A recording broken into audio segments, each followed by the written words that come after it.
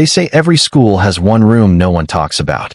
Ours was room 209, the one teachers kept locked, the one students dared each other to peek into. Most people just called it Lena's room. They said she died there, facing the mirror, and that sometimes, when the hallway went quiet, you could still hear her whispering back to her own reflection. I didn't believe it. Not until the night I got stuck there alone. I went to a small public high school in a quiet town. Everything about it felt normal. Faded posters, fluorescent lights that buzzed like dying insects, the faint smell of cleaner and dust. I never cared about ghost stories, but the one about Lena Myers never really went away. Supposedly, she was a student back in the late 90s who died in room 209 during homeroom. The rumor said she was found in front of the mirror with her eyes open, her reflection still smiling when she wasn't. Most people laughed it off. I did too, until the night detention left me in that room by myself. It was late October, one of those evenings when daylight disappears before you notice. Mr. Collins, the vice principal, made me stay after school for missing assignments. He had a meeting, so he left me in room 209 and told me to lock up when I was done. I figured I'd finish quickly and head home. But about 20 minutes in, I heard someone whisper my name. It wasn't loud, more like it came from right behind me, soft and low. I froze. The hall outside was empty, and the classroom looked the same as always, except for that mirror on the back wall. At first, I ignored it. Probably my imagination. But a few minutes later, I noticed something strange.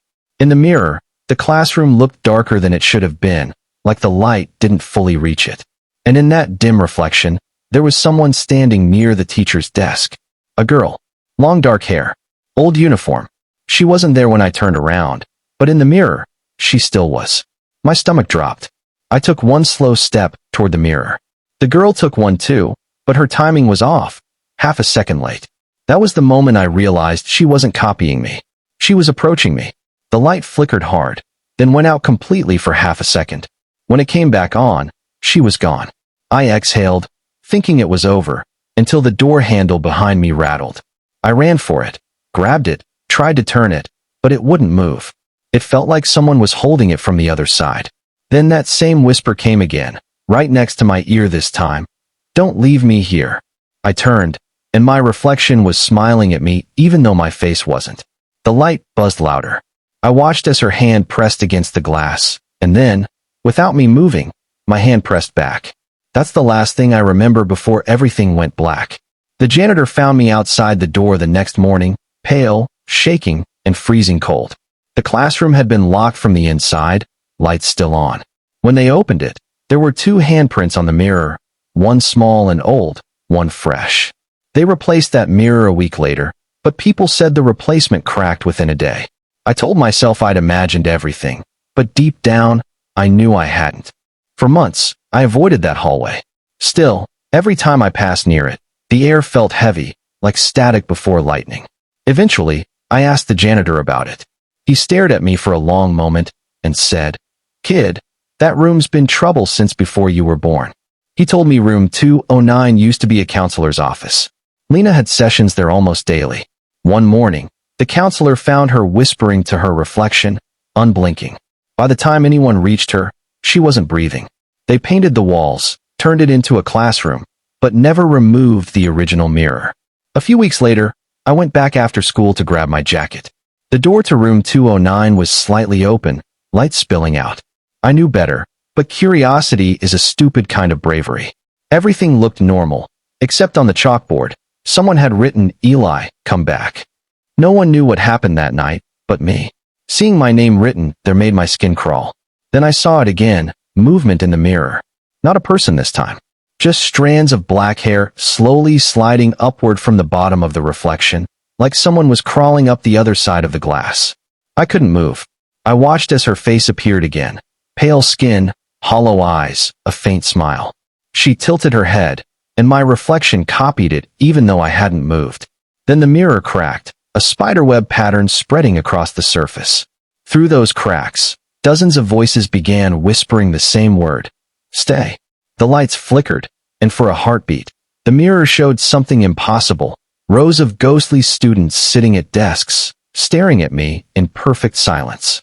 I dropped my phone, bent to grab it, and saw bare feet standing behind me in the reflection. I bolted out of there and didn't look back. The next morning, every mirror in that hallway had the same crack pattern, top corner to bottom, identical.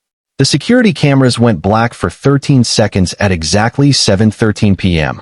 I tried convincing myself it was a coincidence, but then strange things started happening outside school. My reflection began lagging. I'd move, it would follow a moment later. Then one night, I got a message request from a blank account. The username was Lena_209. The message said, "You looked away first." I blocked it. But the next day, the account had disappeared completely. During class one morning, the projector turned on by itself, showing static. For half a second, the screen showed my old school's hallway, and that same mirror. Everyone else laughed, but my stomach turned cold. That night, I dreamed I was back in room 209. The mirror wasn't cracked anymore. I saw my reflection clearly until I blinked. Then Lena was there instead, mouthing something. I leaned closer and read her lips. "Let me out." The glass rippled like water, and I woke up gasping at exactly 2:09 a.m. Sleep stopped helping.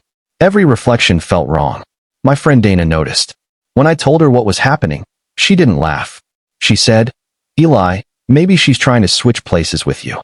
The word stuck with me. Maybe she was right. Maybe that's what all of this was about. The mirror wasn't showing a ghost. It was showing what it wanted to replace. That weekend, I went back to my old school. The building was locked, but the back gym door was loose. The halls were silent, the air thick and cold. When I reached room 209, it was empty. The mirror was gone. Only a faint rectangle of cleaner paint showed where it used to hang, and scratched into the wall beneath it were 3 words, "She's still inside." The mirror wasn't destroyed, they'd moved it. I searched the storage rooms, and in the basement behind broken desks and computers, I found it. The same mirror. Still cracked. Still humming faintly. I lifted my flashlight, staring into it. My reflection looked drained, hollow. Then behind me, her reflection appeared again. This time, she wasn't smiling. Her eyes were pitch black. Thick, dark tears streaked her face. She lifted her hands, pressing them against the glass, and it began to bend outward. A pale hand pushed through, then another. I grabbed a chair and slammed it into the mirror. The glass exploded. Silence followed. Then I heard one last whisper, inside my head this time. "Now you're in here with me." When I opened my eyes, I was still in the basement, surrounded by shattered glass. But everything looked reversed. The text on boxes was backward. My flashlight was in my left hand, though I'm right-handed. I looked down at a shard and saw my reflection smiling even though I wasn't. They found me the next morning, wandering outside the building. The janitor said I kept telling people my name was Lena. I don't remember leaving that basement. I don't remember anything after the mirror shattered. But even now, months later, I see that same reflection when I walk past windows, sometimes lagging, sometimes smiling a little too wide. And once, late at night, my phone screen lit up on its own. A text notification. No name. Just a single message. Your turn. So if you ever find yourself alone in a classroom after dark, don't look in the mirror too long. Some reflections are just waiting for you to blink first.